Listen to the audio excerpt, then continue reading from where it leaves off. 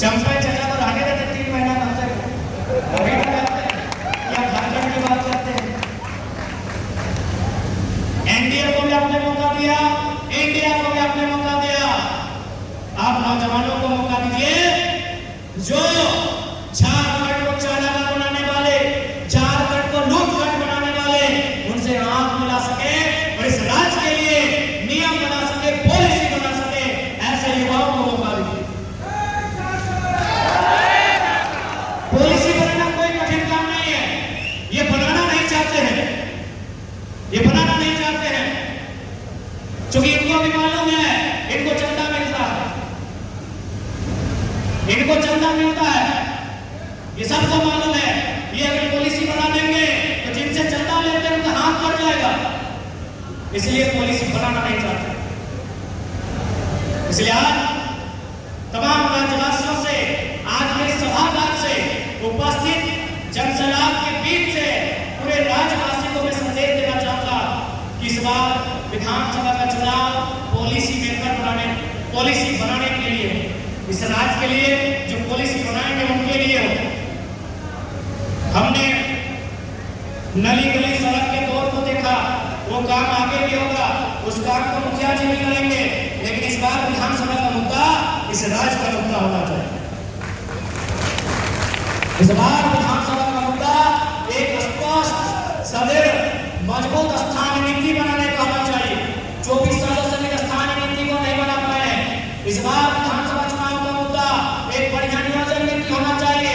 इस बार चुनाव का मुद्दा एक विस्थापन नीति और पुनर्वास आयोग का गठन होना चाहिए, ताकि जमीन देने वाले किसान, जमीन देने वाले रैया विस्थापन की मार झेलने के बाद अपने आप को अपाहिज महसूस न करें, अपने आप को बेघर महसूस न करें। तो आज इस बार का चुनाव नीति बनाने के लिए हो, और किसके लिए नीति? झारखंड के लिए, अपने परिवार के लिए। परिवार की नीति बन चुकी है, वो नीति आजसू भी मान रही है, वो नीति जेएमएम भी मान रही है, बीजेपी कांग्रेस भी मान रही है।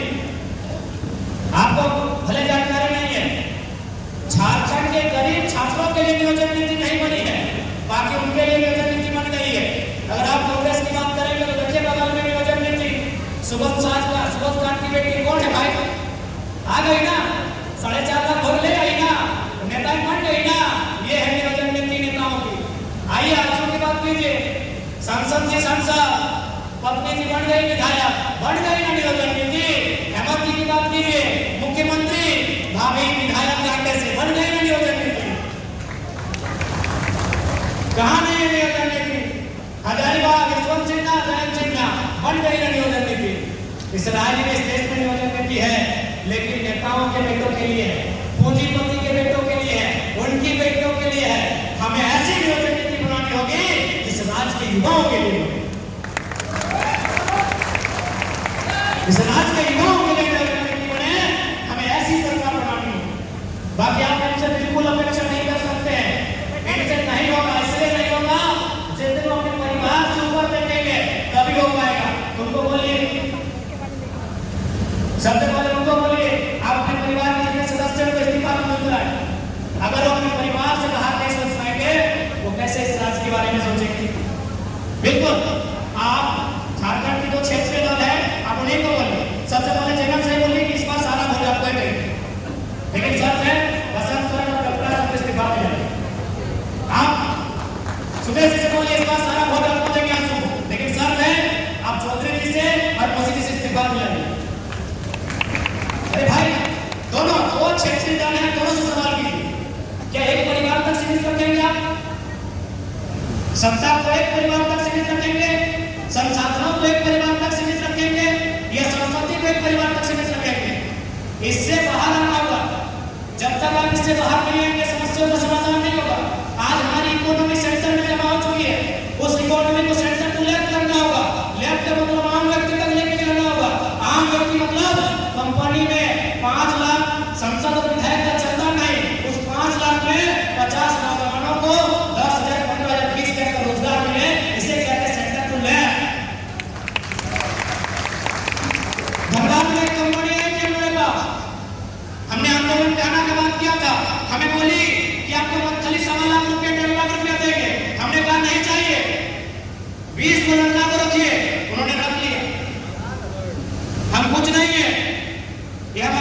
राजनीति सुना रहे हैं। अगर ऐसा हम पूरे तमाम कंपनियों में करने लगे ना तो हमको लगता है करोड़ों रुपए मेरा भंडार है और इनका आता है, इसीलिए इनकी बात नहीं करवाते हैं। ये मजबूर है, उनके चंदे से उनके करोड़ों रुपए से इनके ऐश्वर्य का जीवन चलता है। ये हम अपना एक्सपीरियंस बता रहे हैं। हमें धनबाद में, बोकारो में जहां जहां आंदोलन का विषय बनता है हर जगह ऊपर आता है, हर जगह ये ऊपर आता है कि हम लोग मैनेज हो जाइए। हम लोग कहीं 10 लोग कहीं 40 लोग दिखेगा पड़ेगा अखबार में दिया कि हम लोग 40 लोग कहीं 20 लोग।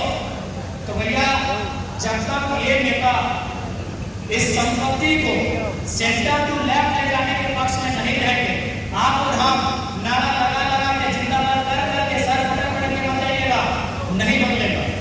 ये राज तभी बदलेगा जब एक आम व्यक्ति का चेहरे में बदलाव होगा। हवा पानी बदलने से राज नहीं बनेगा।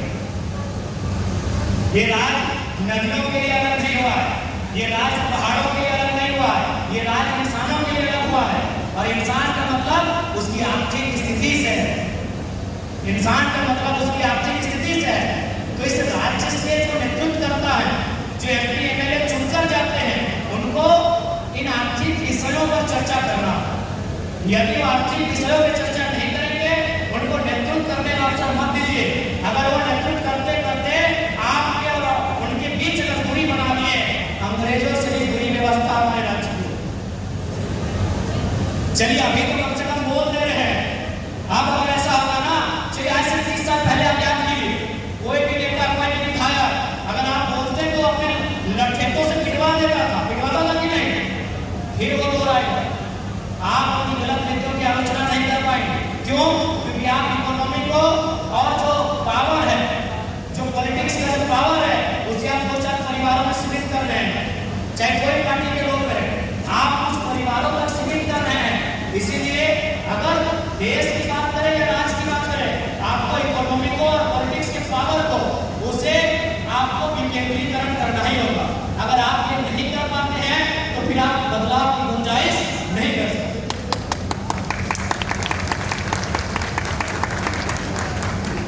तो इसलिए ज्यादा समय नहीं लेंगे, क्योंकि काफी गर्मी, काफी उमस है और उम्मीद करते हैं आपके अंदर जो आज ये आग इस सभागार में दिख रही है, ये विधानसभा के चुनाव में भी दिखेगी। तैयार है ना?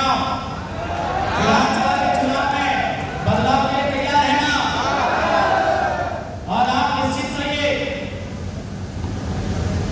हम लोग आपके विश्वास पर खरा उतरने के लिए अपना सर्वस्व निछावर करेंगे। आपने जो विश्वास जताया है, आपके विश्वास का किसी भी सूरत हाल में न समझौता उससे किया जाएगा, न उससे हम लोग पीछे हटने का काम करेंगे। आपका विश्वास, आपका भरोसा सर आंखों पर होगा, वही हमारा सबसे पहला ताज होगा। आपका विश्वास ही हमारा ताज होगा।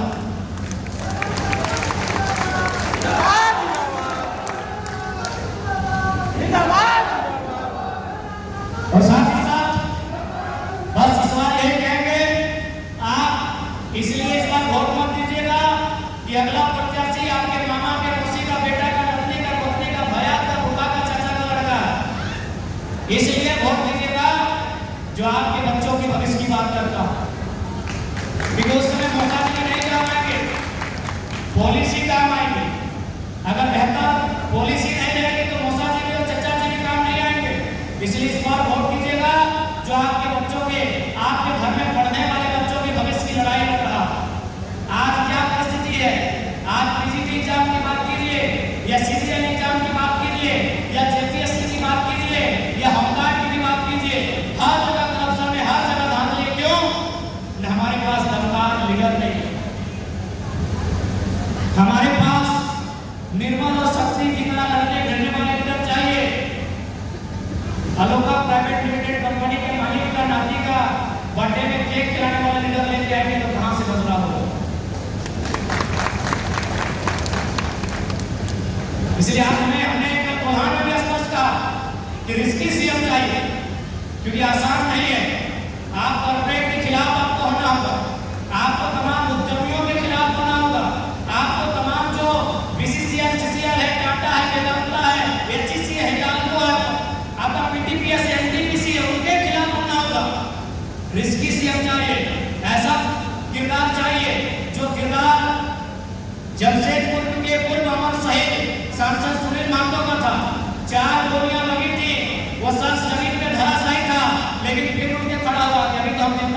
फिर 8 गोलियां दागी गई, 12 गोली दागकर उसका जीवन का अंत किया गया। वैसा किरदार होना चाहिए। बिना रिस्क नहीं होगा। जिनको लगता है सीधी रास्ते से सीधी अमूल्य से झारखंड में घी निकाल लेंगे, नहीं निकलेगा, नहीं निकलेगा भैया, नहीं निकलेगा।